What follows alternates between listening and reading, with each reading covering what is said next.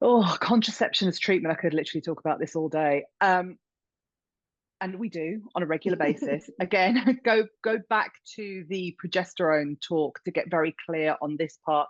But the problem is that contraception is always synthetic hormones. The progesterone aspect of contraception is made with a synthetic form of progesterone called a progestin, which is not progesterone. It doesn't act like progesterone. It doesn't look like progesterone. It inhibits the body from making its own progesterone. It is a problem.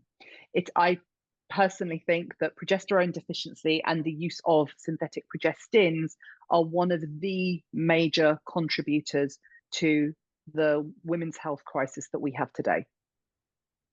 Statement. It creates more issues with estrogen, also because we're piling the body with synthetic estrogens. It affects the estrobolome because there's all these extra synthetic hormones that the body has to try and clear. There's inflammatory side effects. It masks symptoms but doesn't address the causes. And I get so cross about this. In fact, I had a situation literally last week with a young woman, 18 years old, who's had very scanty bleeds and has been going through the doctors for tests, test after test. They didn't test progesterone. The mother pushed back, actually got a progesterone test from the GP. Progesterone was within the normal parameters of the medical world, which I actually would argue still might be too narrow and not actually giving enough of a picture. However, progesterone was fine, which I have discovered to be quite uncommon. And yet, an estrogen was fine. So there was another hormone that basically they said, oh, this is indicative of PCOS. But the treatment for it is to put you on the pill. But my argument is, well, your progesterone levels are fine. I would still be more interested in seeing a Dutch test to see actually how they're metabolizing their progesterone.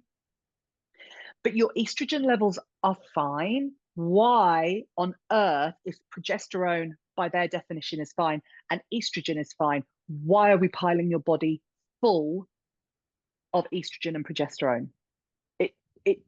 There is no research out there that makes that make sense to me. And we see that again, time and again in endometriosis, when someone, as we said, it's the cause of endometriosis is not estrogen, but estrogen is highly implicated. And progesterone is definitely implicated because of its anti-inflammatory properties.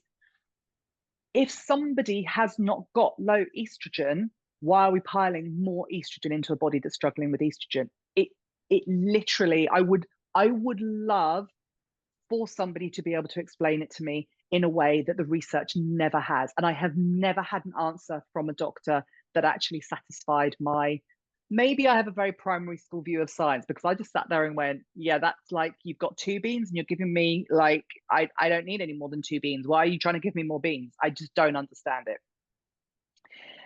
So yeah, that's the issue with contraception as a treatment for a lot of the conditions that we've mentioned.